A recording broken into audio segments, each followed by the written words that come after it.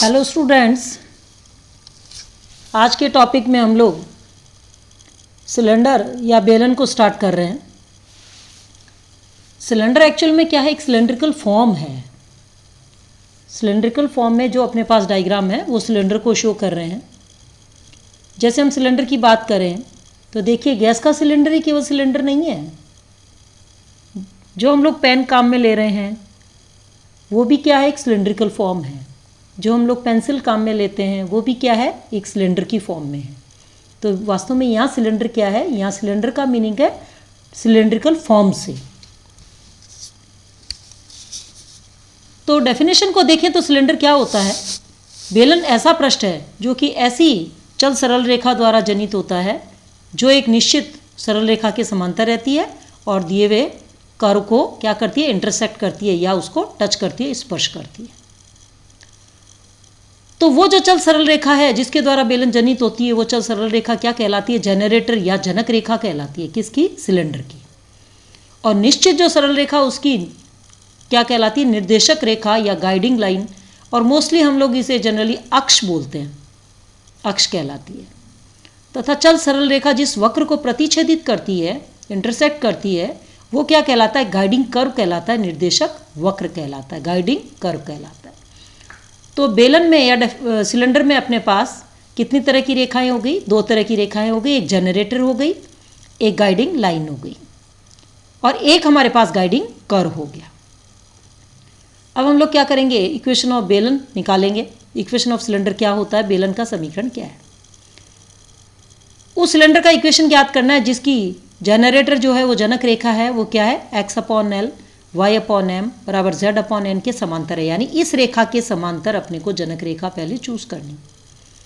और वो क्या कह रहा है, इस कोनिक को, ये कोनिक क्या होगा, गाइडिंग कर्व होगा, इस कोनिक को प्रतिच्छेदित करती है। ये कोनिक क्या है, ax² + 2hxy + by² + 2gx + 2fy plus का c = 0। और साथ में क्या दिया हुआ है, एक प्लेन दिया हुआ है। प्लेन क्या है, z = 0। अब देखिए, प्लेन z = 0 का मतलब क्या होता है, xy प्लेन। तो प्लेन दिया है साथ में, इस गाइडिंग कर्व के साथ में z = 0।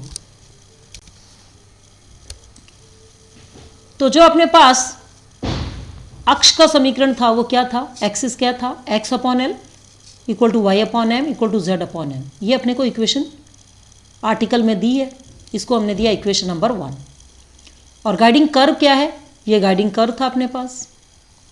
अब मान लेते हैं कि सिलेंडर पर कोई बिंदु p अल्फा बीटा गामा है। तो बिंदु P से जाने वाली और ये जो लाइन 1 है इसके समांतर जनरेटर का इक्वेशन क्या होगा, जनक रेखा का इक्वेशन क्या होगा।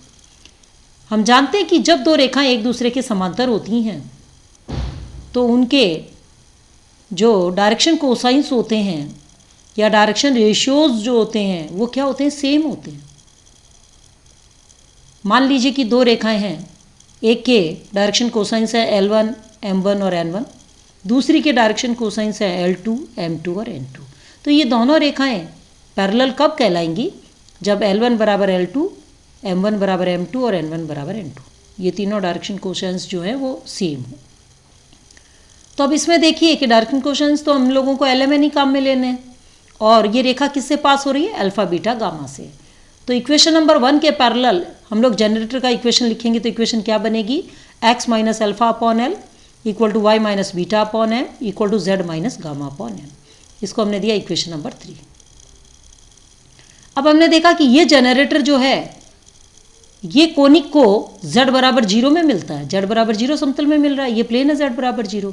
तो क्या करें, इस जनरेटर में z = 0 पुट करेंगे, यहाँ z की जगह 0 पुट करें। तो z की जगह 0 पुट करने के बाद क्या करें कि इससे हम लोग x और y की वैल्यू निकालें। जैसे यहाँ 0 करेंगे तो x - α/L = माइनस का γ/n। तो x की वैल्यू क्या आ जाएगी, अल्फा माइनस L γ/n। इसी तरह y की वैल्यू यहाँ 0 पुट करते क्या बन जाएगी, y की वैल्यू बन जाएगी बीटा माइनस m γ/n। और z की वैल्यू तो 0 है, क्योंकि देखिए ये अपने पास कोनिक के साथ जो अपने पास दे रखा है प्लेन, ये क्या है, z = 0। तो थर्ड कोऑर्डिनेट z = 0 है। तो ये जो जनरेटर है वो शंकु को इस प्लेन में मिलती है। तो ये रेखा ये बन गई है, तो प्रतिच्छेदन बिंदु आ गए अपने पास। ये जो अपने पास बिंदु होंगे, ये जो पॉइंट होंगे, ये कोनिक पर होंगे। ये जो कोनिक था इक्वेशन नंबर 2 में, इस कोनिक पर एडजस्ट करेंगे। तो x की जगह क्या वैल्यू पुट करेंगे, alpha minus L gamma upon n. Y की जगह क्या पुट करेंगे, beta minus M gamma upon n. ये वैल्यूज़ हम लोग इस कोनिक में पुट करें तो हमारे पास क्या आती है, इक्वेशन नंबर 4 आती है। तो ये जो इक्वेशन नंबर 4 है, ये गाइडिंग कर्व को, जो रेखा 3 नंबर की जो हमारे पास लाइन थी, रेखा थी, इसके द्वारा काटने का प्रतिबंध देती है। इसका मतलब पी अल्फा बीटा गामा का बिंदु पथ क्या होगा।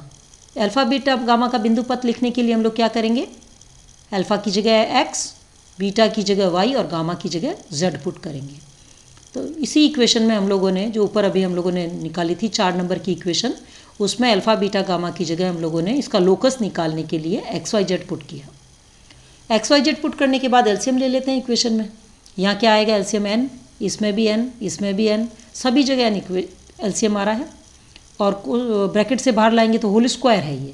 तो एलसीएम पूरी इक्वेशन का एक साथ एलसीएम ले लें तो ये क्या बन जाएगी इक्वेशन, a और मल्टीप्लाई में ब्रैकेट में क्या आ गया, nx माइनस LZ का होल स्क्वायर। यहाँ क्या आ जाएगा, 2h, यहाँ बन जाएगा nx माइनस LZ, यहाँ क्या बन जाएगा, ny माइनस mz, यहाँ क्या बन जाएगा, b टाइम्स ब्रैकेट में बन जाएगा yn माइनस mz का होल स्क्वायर। यहाँ अपने पास देखिए, यहाँ एन स्क्वायर, यहाँ एन स्क्वायर, यहाँ एन स्क्वायर, परंतु यहाँ तो अपने लोगों के पास क्या है, केवल n है, तो एक n मल्टीप्लाई हो जाएगा, तो 2gn, ये क्या बन जाएगा, nx माइनस LZ। यहाँ क्या बन जाएगा, यहाँ पे भी n एक है डिनोमिनेटर में, और एलसीएम क्या लेके आए थे हम लोग, n स्क्वायर, तो यहाँ पे क्या बन जाएगा, 2fn ny माइनस mz, और प्लस ये LCM n square times c equal to 0। ये क्या कहलाता है, ये अपने पास सिलेंडर का इक्वेशन कहलाता है। तो सिलेंडर का इक्वेशन निकालने के लिए हम लोगों ने क्या किया, पहले एक जनरेटर चूज़ किया, बेलन पर एक बिंदु चूज़ किया पी अल्फा बीटा गामा, और उसके बाद इस बिंदु से जाने वाली जनक रेखा निकाली। ये जनक रेखा दिए हुए x के समांतर होती है, पैरेलल होती है, तो हम लोगों ने जनरेटर का इक्वेशन निकाला। एक प्लेन कोनिक के साथ अपने को क्या दे रखा था, अपने को कोनिक के साथ प्लेन दे रखा था z इक्वल टू 0, तो z इक्वल टू 0 पुट करके x और y की वैल्यू निकाली, और उन वैल्यूज़ को हमने दिए गए कोनिक में रखा। तब हमारे पास फाइनली क्या आया, बेलन का इक्वेशन आया। अब एक कॉरोलरी है, ये देखिए, यदि बेलन के जनक z अक्ष के समांतर हैं, z अक्ष के समांतर होंगे तो l और m 0 होंगे, तो n बराबर 1 होगा।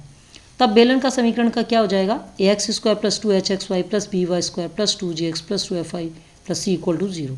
इसका मतलब ये x और y में क्या आता है, एक व्यापक द्विघात समीकरण बनता है 3D में, और ये एक ऐसे बेलन को निरूपित करता है, ऐसे सिलेंडर को शो करती है जिसके जनक क्या हैं, z अक्ष के समांतर है।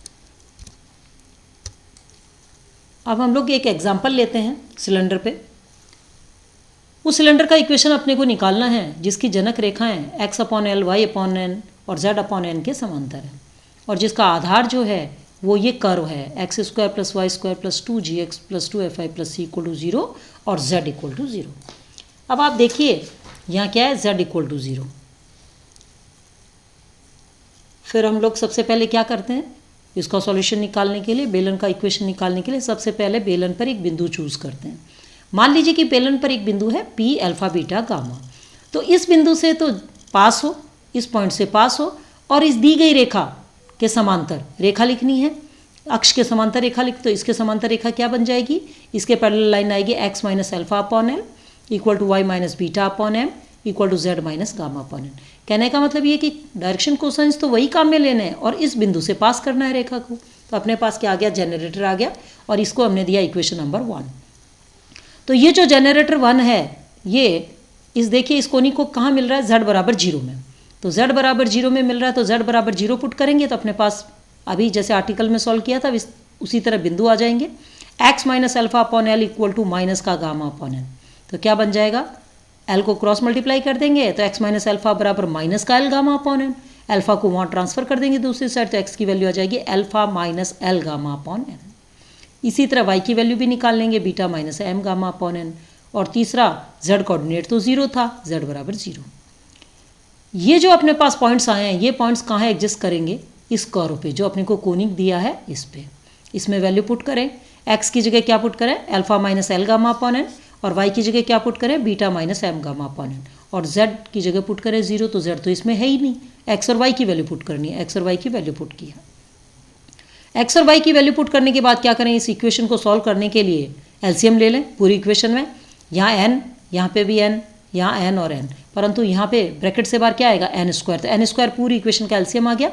और इसको सॉल्व किया इक्वेशन को, तो अपने पास क्या बना, alpha n minus L gamma का whole square, beta n minus M gamma का स्क्वायर प्लस 2, यहाँ n डिनोमिनेटर में पावर 1 थी, यहाँ एलसीएम आया था n स्क्वायर, तो 2gn alpha n minus L gamma, यहाँ पे भी n डिनोमिनेटर में पावर 1 थी, एलसीएम आया था n स्क्वायर, फिर मल्टीप्लाई हो जाएगा n 2fn beta n minus M gamma plus का cn स्क्वायर इक्वल टू 0।